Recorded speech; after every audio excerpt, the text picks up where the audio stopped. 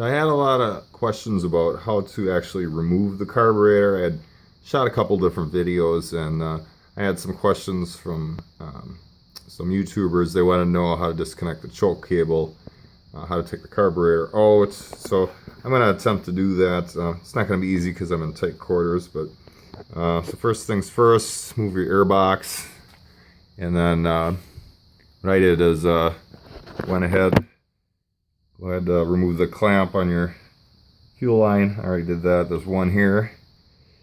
And there's one goes down on the bottom on the other side. Over here. I already disconnected that and I put a screw in it so it doesn't leak gas out of it. There's two 10mm nuts. Go here and here. Take that off. And then down here there is a clamp. You see the copper looking clamp, and there's a screw head down there. So you just remove that screw head, and then the carburetor should pull out. Right, turn that screw out, loosening up the clamp, and once I get the lid out of the way here, it should be ready to pull. Just grab it. Wheel it back and forth.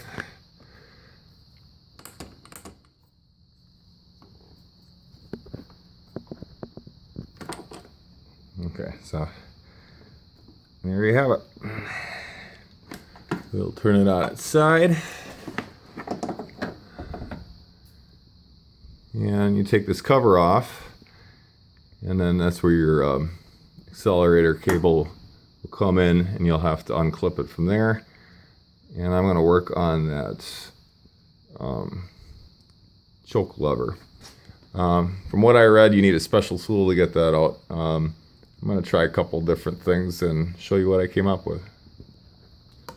Okay, so I decided to take this cover off first and remove the accelerator cable, because I think what I'm going to end up doing is once I get this choke nut loose, I'm going to end up spinning the carb to get it out. Now, there are guys that had taken 12mm wrenches and cut them down. I've got this little thing. It's a little vice grips, locking vice grips, needle nose. I was able to do it on the new carb. I'm installing a new carb. You know, it's just enough to get in there and crank that open a little bit. I'm going to give that a shot, but I want to get this out of the way first. So what you do is you'll flip this back, and then you should be able to get that to pop out. Okay, so I couldn't videotape it and do it at the same time, but in this little hole right here, you've got, I'm going to set this down so you can see it, this little spacer in there that goes on the end of your wire, and that goes in the hole. So what I had to do is I took a screwdriver, this was facing this way, pry it up, got the wire out and this little thing, and you got to be careful because as soon as I did that, it fell off the wire. It's kind of like a retaining clip, holds that in the hole. Now I can unbolt this and pull that out. Alright, so I got a skinny little 10mm. That's going to crank that right off. And then that wire is going to slide right out of the hole. Once again, this is where the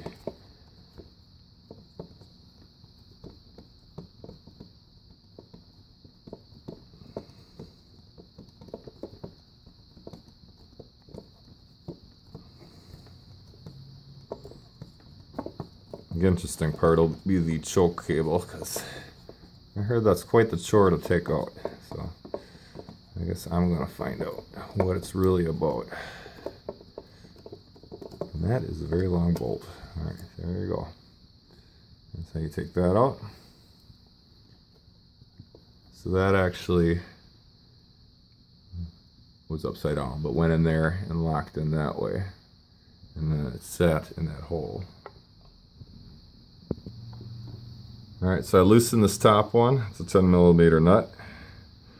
And I'm going to try this, and I'm going to give her a crank. And then I'm going to spin the carb off. Alright, let's see what I can do.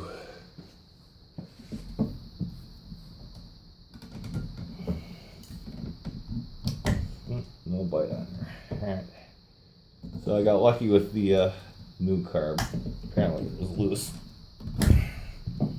So it looks like I'm going to have to make a 12-inch open wrench, and I'm going to have to cut it down to get it to fit.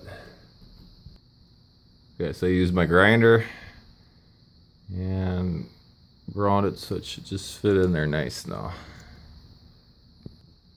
Yeah, let's give her another shot, see what happens. It should actually have the clearance. So hopefully this thing don't break.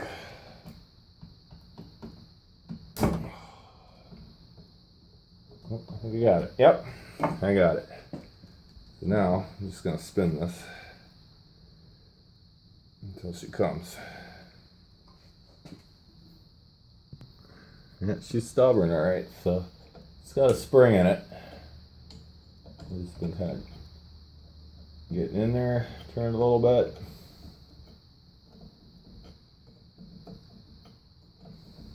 That should come right out.